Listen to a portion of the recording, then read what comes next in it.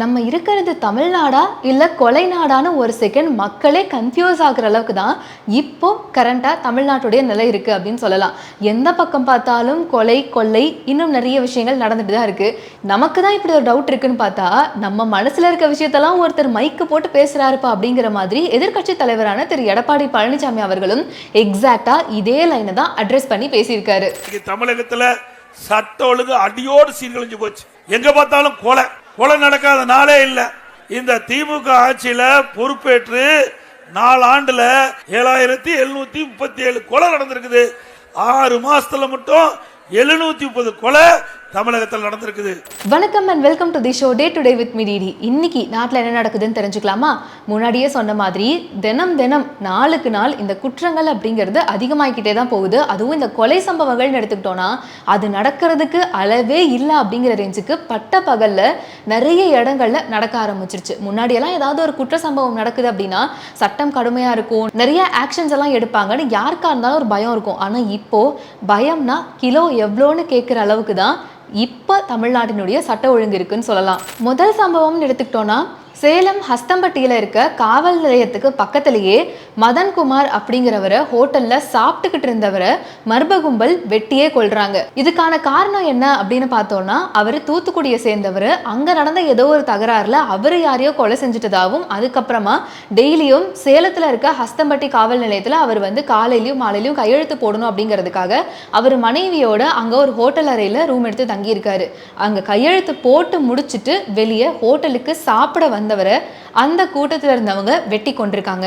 இதில் ஹைலைட்டான விஷயம் என்ன அப்படின்னா இவ்வளவு சம்பவமும் நடந்தது போலீஸ் ஸ்டேஷனுக்கு பக்கத்திலேயே. இது ஒரு சம்பவம். ரெண்டாவது சம்பவம் நேத்து சென்னையில் நடந்திருக்கு. சங்கர் அப்படின்னு சொல்லப்படுற ஒரு இளைஞர் பிறந்தநாள் கொண்டாட்டத்துக்காக போறாரு. அவருடைய பிறந்தநாள் அன்னைக்கே அவருடைய நண்பர்களாலேயே வெட்டி கொலை செய்யப்படுறாரு. என்ன காரணம்? பிறந்தநாள் கொண்டாட போன இடத்துல ஏன் இந்த மாதிரியான ஒரு சம்பவம் நடந்துச்சு அப்படின்னு நம்ம யோசிச்சு பார்த்தோம்னா அதுக்கான காரணமா காவல்துறையினர் சார்பில் சொல்லப்படுறது மெத்தபெட்டமைன் தான். அதாவது பிறந்தநாள் கொண்டாட்டத்துக்காக இந்த போதைப் பொருளை நண்பர்கள் எல்லாரும் சேர்ந்து வாங்கலான்னு பிளான் பண்ணி நண்பர்களோட கூட்டாளியான ஒருத்தர்கிட்ட கேட்டிருக்காங்க. ஆனா அவரு அந்த போதைப் பொருளுக்கு பதிலா அஜினமோட்டோவை கொடுத்திருக்காரு. நம்மளை ஏமாத்திட்டாங்க அப்படின்னு சொல்லி நண்பர்களுக்குள்ள பேச்சுவார்த்தை ஏற்பட்டு அது தகராறா மாதிரி கடைசியில கத்தியால அவரை வெட்டி கொலை செஞ்சிருக்காங்க. இந்த குற்ற சம்பவத்துல ஒரு 7 பேரை கைது பண்ணியிருக்காங்க. இதுல ஹைலைட்டான விஷயம் என்ன அப்படின்னா அந்த 7 பேர்ல எல்லாருமே 16 வயசுல இருந்து 21 வயசுக்கு உட்பட்டவங்க தான். அதுல ஒருத்தருக்கு 16 வயசு தான். அப்படிங்கிறப்போ என்ன மாதிரியான ஆக்ஷன்ஸை காவல்துறையினர் சார்பில் எடுக்க போறாங்க, எப்படி இவங்களுக்கெல்லாம் இவ்வளோ தைரியம் வந்துச்சு அப்படிங்கிறத யோசிச்சு பார்த்தாலே ஒரு செகண்ட் நமக்கெல்லாம் தலை சுத்துதுன்னு தான் சொல்லணும். வழக்கம் போல இவர் இவருடைய ஒரே டார்கெட் எதிர்க்கட்சி தலைவரான திரு எடப்பாடி பழனிசாமி அவர்களை ஏதாவது ஒன்று பேசணும் அப்படிங்கிறதான். அந்த கணக்குக்கு பேசி முடிச்சுட்டாரு. இதுதான் விஷயமாடின்னு கேட்டீங்கன்னா கிடையாது. இப்போதான் நம்ம ஒரு குறும்படத்தையே பார்க்க போறோம். மக்கள் கிட்ட தரையில இறங்கி ரோட்ல நடந்து போய் ஸ்டாலின் அவர்கள் பேசியிருக்காருன்னு சொல்லி மிகவும் எளிமையான முதல்வர் அப்படின்னுலாம் பயங்கரமா விளம்பரம் பண்ண ஆரம்பிச்சிருக்காங்க. சோஷியல் மீடியாஸ்ல இது பயங்கரமா வைரலும் ஆகிக்கிட்டு இருக்கு. ஆனா ஆக்சுவலா முதல்வர் எப்படி மக்களை பார்த்தாரு, எப்படி பேசினாருன்றதுக்கான வீடியோஸை பார்த்துடலாமா? இன்னும் எத்தனை காலம் தான் ஏமாற்றுவார் இந்த நாட்டிலே, சொந்த நாட்டிலே, நம் நாட்டிலே. இன்னும் எத்தனை காலம் தான் ஏமாற்றுவார் இந்த நாட்டிலே. இவர் பக்கத்திலேயே போக மாட்டாரா, மக்கள் கிட்ட கையை கொடுக்கறதுக்கே அவ்வளோ யோசிப்பாராமா. மனுவை கொடுத்தாலும் அதை இவர் வாங்கிக்கவே மாட்டாராம். ஆனா இவருடைய கட்சி தொண்டர்கள் ஒரு இடத்துல ஒரு 4 பேர் நின்றுட்டு அந்த மனுவை கொடுக்குறாங்கன்னா அதை மட்டும் வாங்கி வச்சு விளம்பரத்துக்காக ஒரு 4 போட்டோ எடுத்துட்டு முதல்வர் எல்லா மனுக்களையும் வாங்கிட்டாரு, எல்லா குறைகளையும் கேட்டாருன்னு சொல்லி எதுக்கு இந்த வெத்து விளம்பரம் அப்படிங்கிறதா எல்லாருடைய கேள்வியாகவும் இப்போ இருக்கு. சரி, முதல்வர் தான் இந்த மாதிரி மக்களை ஏமாத்துற வேலையை பண்ணிக்கிட்டு இருக்காரு. இப்போ மட்டுமா பண்றாரு? 4.5 வருஷமா இதை தான் பண்றாரு. குடும்பமா இதை தான் பண்றாங்கன்னு ஒரு செகண்ட் நம்ம யோசிச்சாலும் இவங்க கட்சியில் இருக்கிற ஆட்கள் எடுத்துக்கிட்டோம்னு வச்சுக்கோங்களேன், அவங்க இன்னும் வேற லெவல் அப்படிங்கிற மாதிரி. நேத்து கர்ம வீரர் காமராஜர் அவர்களுடைய பிறந்தநாள் நாடு முழுக்க கொண்டாடணும். நிறைய அவரை பத்தின நல்ல விஷயங்களை நம்ம படிச்சிருப்போம், கேட்டிருப்போம். நேத்து அவரை நினைவு கூர்ந்து ரொம்ப சிறப்பான ஒரு நாளா இருந்துச்சுன்னே சொல்லலாம். அதை தொடர்ந்து எம்பியான திருச்சி சிவா அவர்கள் ஒரு விஷயத்த சொல்லியிருக்காரு. அதாவது காமராஜர் ஏசி இல்லாம தூங்கவே மாட்டாரு அப்படின்னு சொல்லி கருணாநிதி அவர்கள் தெரிவிச்சாராமா. கடைசியா இதுவரைக்கும் காமராஜர் அவர்கள் பேசினதா சொல்லப்படுற விஷயம் என்ன? அவருடைய அசிஸ்டண்டான அவருடைய பேரை சொல்லி கூப்பிட்டு லைட்டை ஆஃப் பண்ணு அப்படிங்கிறது தான் இன்னைக்கு வரைக்குமே நம்ம புத்தகங்கள்ல படிச்சுக்கிட்டு இருக்கக்கூடிய ஒரு விஷயமா இருக்கும். ஆனா அவர் கடைசியா சொன்ன வார்த்தையே வேற அப்படின்னு சொல்லி அவர் ஒரு விஷயத்த சொல்லியிருக்காரு. கடைசியா கையை பிடிச்சிக்கிட்டு உயிர் போறதுக்கு முன்னாடி நீங்க தான் இந்த நாட்டையும் ஜனநாயகத்தையும் காப்பாற்றணும். இப்படி ஒரு விஷயத்த அவர் சொல்லியிருப்பாரான்னு கேட்டா காமராஜருக்கே தெரியாதுப்பா அப்படிங்கிற ரேஞ்சுக்கு என்னென்ன சொல்ல முடியுமோ சொல்லிக்கிட்டு இருக்காங்க. இதுக்கு கவுண்டரா காங்கிரஸ் தரப்புல இருந்து ஒருத்தர் பேசியிருக்காரு. அந்த ஆடியோ கேளுங்களேன். தமிழ்நாட்டுடைய சாபம், தமிழ்நாட்டுடைய களங்கம், இப்படிப்பட்ட பைத்தியக்காரன்லாம் 20 ஆண்டுகள் மேல டெல்லியில பாராளுமன்ற உறுப்பினராக இருப்பது.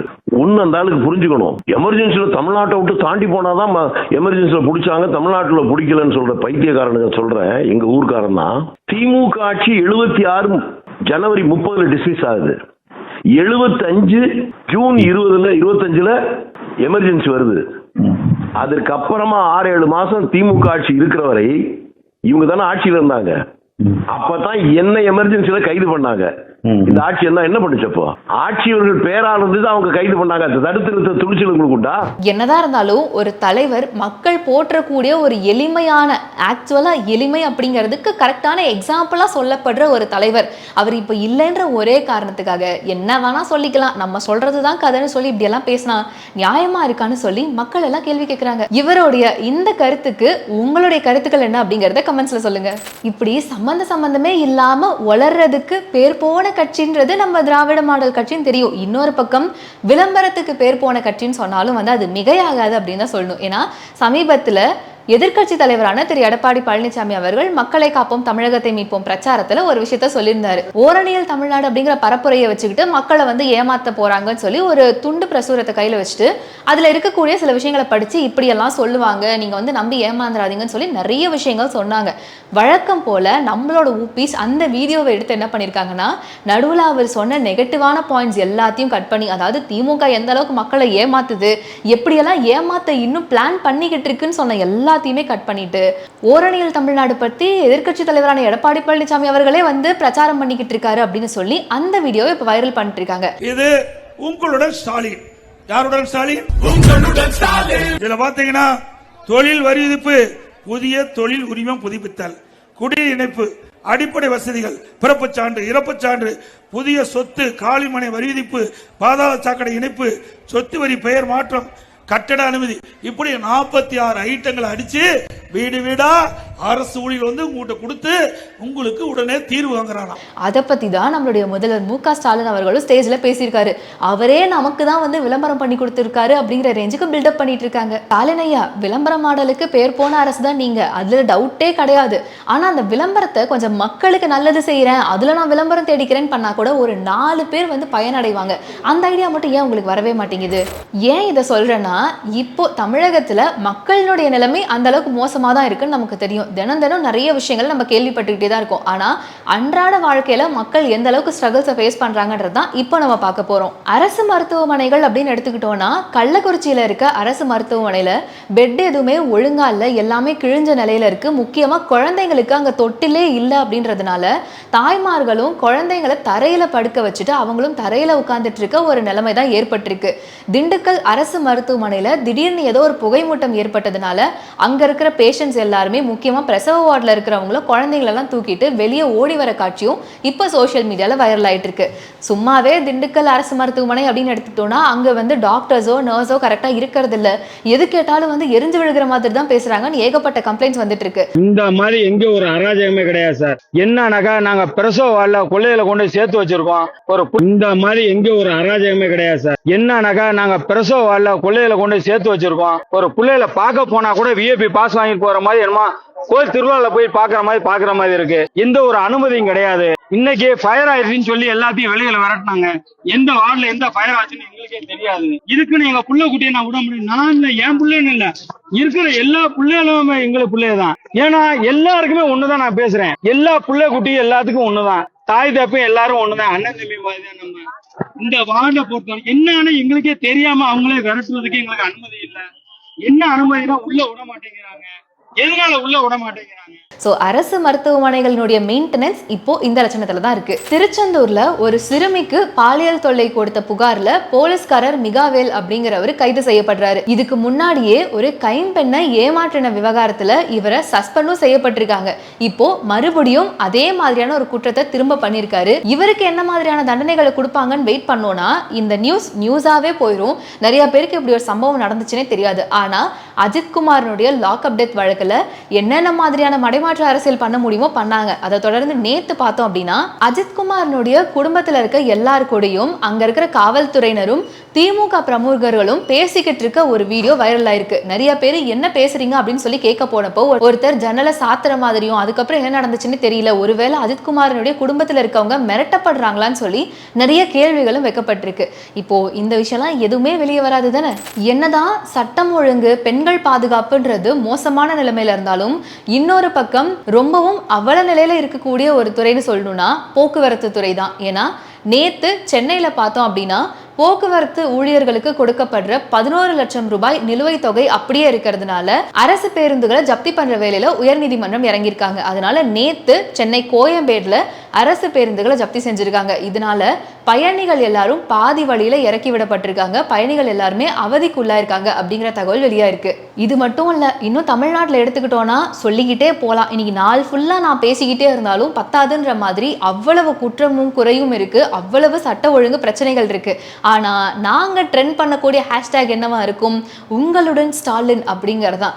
எங்களுடன் ஸ்டாலின் இருந்தா இந்த மாதிரி தான் இருக்கும்ன்றது எங்களுக்கு நல்லா தெரியுது. அதனாலதான் நாங்க பாய் பாய் ஸ்டாலின்ங்கிற ஒரு முடிவு எடுத்துட்டோம்னு சொல்லி மக்கள் எல்லாரும் பேசிக்கிட்டு இருக்காங்க, நான் சொல்லல. ஸோ ஓவராலா இதை பத்தி உங்களுடைய கருத்துக்கள் என்ன அப்படிங்கறத கமெண்ட்ஸ்ல சொல்லுங்க. நேத்து காமராஜர் அவருடைய பிறந்த நாள் நம்ம எல்லாருக்குமே தெரிஞ்சதுதான். அதை தொடர்ந்து நாம் தமிழர் கட்சியின் ஒருங்கிணைப்பாளரான திரு சீமான் அவர்கள் காமராஜரனுடைய சிலைக்கு மரியாதை செலுத்தணும்னு போயிருக்காரு. ஆனா அங்க கேட்டை வந்து பூட்டி வச்சிருக்காங்க. அதனால ரொம்பவும் கோபமான அவரு ரொம்பவும் ஆக்ரோஷமா ஒரு சில பேட்டிகளை கொடுத்திருக்காரு. என் தாத்தனுக்கு நான் மரியாதை இருந்த கதை போட்டு நான் யோசிக்க போயவன் எவன் இந்த கதவை போட்டுனவன் கேட்டா மேலிட உத்தரவு. யாரா அந்த மேலிடம்? எவன்டா அந்த மேலிடம்? எவன் மேலிடம்? காமராஜருக்கு இங்க இருக்கிற கூட்டத்துக்கும் சம்பந்தம் இருக்கு. கதவை போட்டுறான்னு சொன்ன மேலிடத்துக்கு அவருக்கு என்னடா சம்பந்தம் இருக்கு? யாரா நீ? அந்த கதை வழி வந்து எனக்கு வணக்கம் செலுத்த வைக்கிற நிலைமைக்கு கொண்டு வந்தவன் யாரு? தாவேகா கட்சி சார்பில் 2வது மாநாடு மதுரையில் ஆகஸ்ட் 25ஆம் தேதி மிக பிரம்மாண்டமாக நடக்க போகுது அப்படின்னு சொல்லி தாவேகாவினுடைய கட்சி தலைவரான திரு விஜய் அவர்கள் தன்னுடைய எக்ஸ் தளத்தில் பதிவு பண்ணியிருக்காங்க. அந்த மாநாட்டுக்கான பந்தக்கால் நடுற விழா இன்னைக்கு வெகு விமர்சையா நடந்திருக்கு. ஒரு பக்கம் வந்து நிறைய விமர்சனங்கள் வைக்கிறாங்க, மாநாட்டுக்கு எதுக்கு பந்தக்கால்லாம் நடுறீங்க அப்படி என்ன அப்படின்னு சொல்லி. இன்னொரு பக்கம் பாராட்டுகளும் இருக்கு. ஒரு பக்கம் தாவேகா சார்பில் இந்த மாநாட்டுக்கான பணிகள் எல்லாமே பரபரப்பாக நடந்துகிட்டு இருந்தாலும் இன்னொரு பக்கம் தாவேகாவினுடைய கொள்கை பரப்பு செயலாளரான திரு ராஜ்மோகன் அவரை சுத்தி ஒரு பிரச்சனை வந்திருக்கு அப்படின்னு தான் சொல்லணும். என்னதான் அவர் பேசுனது சரியா இருந்தாலும் தப்பா இருந்தாலும் இந்த மாதிரி ஒரு கேவலமான ஹேஷ்டேகை ட்ரெண்ட் பண்றது அப்படிங்கிறது அக்செப்டே பண்ணிக்க முடியாத ஒரு விஷயம் தான். அது என்னன்றதை நான் சொல்றேன், அதுக்கான கருத்துக்களை நீங்க சொல்லலாம். என்ன அப்படின்னா சமீபத்தில் கொடுத்த ஒரு இன்டர்வியூல ராஜ்மோகன் அவர்கள் ஒரு விஷயத்தை அட்ரஸ் பண்ணியிருப்பாரு. இந்த அஜித்குமாரனுடைய கொலை வழக்குல யாராக இருந்தாலும் அவங்க பேரை நாங்க கண்டிப்பா சுட்டி காட்டி தான் சொல்லுவோம் அப்படின்னு சொல்லி. இறந்து போனவருடைய பேர் அஜித்குமார், அவருக்கும் சேர்த்து வேலை. அதாவது இறந்து போனவருடைய பேர் தியாகராஜன், இறந்து போனவருடைய பேர் ரஜினிகாந்த், எதுவா இருந்தாலும் அந்த டீடைலை என்க்ளோஸ் பண்ண வேண்டியது என் கடமை. இப்போ இதுல அவரு ரஜினிகாந்த் அப்படிங்கிற பேரை பயன்படுத்திட்டாராம். அது எப்படி நீங்க வந்து தலைவருடைய பேரை பயன்படுத்தலாம் அப்படின்னு சொல்லி சமீபத்துல RIP ராஜ்மோகன் அப்படின்னு சொல்லி ஒரு ஹேஷ்டேகை ட்ரெண்ட் பண்ணிக்கிட்டு இருக்காங்க. அதாவது அவர் இறந்துட்டதா கணக்கு அப்படிங்கறது தான் இப்போ ஹேஷ்டேகா ட்ரெண்ட் பண்ணிக்கிட்டு இருக்காங்க.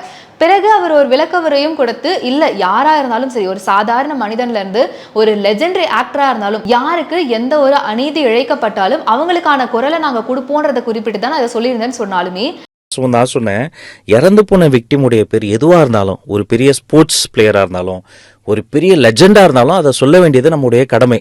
அப்படிங்கும்போது உதாரணத்துக்கு லெஜெண்ட்னா யாரு? நமக்கு தெரிஞ்ச பெரிய லெஜெண்ட் சூப்பர் ஸ்டார் தான். அவர் பேர் ஒரு எக்ஸாம்பிளுக்காக சொன்னேன். உடனே பத்தியா அவரை பத்தி தப்பா பேசிட்டாருன்னு கோத்தி விட்டு பிரித்து ஆளக்கூடிய சூழ்ச்சிட்டு அதை காலங்காலமா பண்ணுவாங்க. மாமனிதர் சூப்பர் ஸ்டார் ரஜினிகாந்த் மீது நான் வைத்திருக்கிற மரியாதை எவ்வளவு பெருசுன்னு அந்த மன்ற நிர்வாகிகளுக்கே தெரியும். இப்போ இந்த ஹேஷ்டேக் தான் ட்ரெண்ட் ஆகிட்டு இருக்கு.